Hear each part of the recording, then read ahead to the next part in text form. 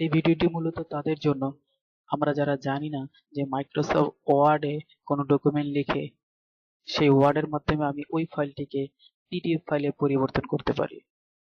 তো এর জন্য আমাদের আলাদা কোনো সফটওয়্যারের প্রয়োজন নয়, খুব সহজে আমরা এটা করতে পারি পিডিএফ ফাইলে রূপান্তর।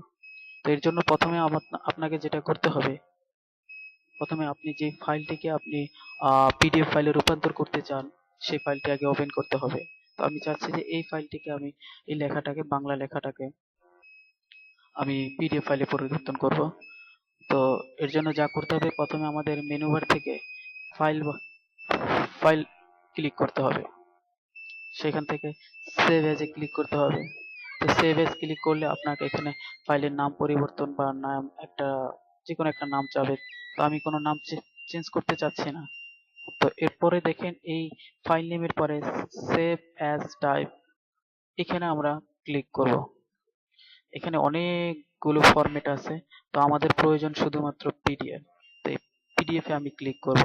আমাদের আর কিছুই পরিবর্তন করার প্রয়োজন নেই, আমি জাস্ট সেভ এজ দিব। তবে এখানে খেয়াল রাখার বিষয় যে আপনি কোথায় আপনার ফাইলটি, পিডিএফ ফাইলটি সেভ করতে চান।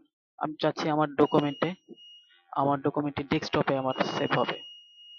তো আমার আর উম, তো আমি চাচ্ছি এখানে সেভ করব। তো আমি এখন সেভ এজে ক্লিক করলাম। আমার ফাইলটি অনলি 1 সেকেন্ডের মধ্যে, শুধু 1 সেকেন্ডের মধ্যে কি হয়ে গেল, পিডিএফ ফাইলে কনভার্ট হয়ে গেল। এবং সাথে সাথে আমাকে শো করতেছে যে হ্যাঁ, আপনার ফাইলটি পিডিএফ এ কনভার্ট হয়েছে। তো আমি দেখাচ্ছি কিভাবে। এই যে আমার ডেস্কটপে ফাইলটি আছে,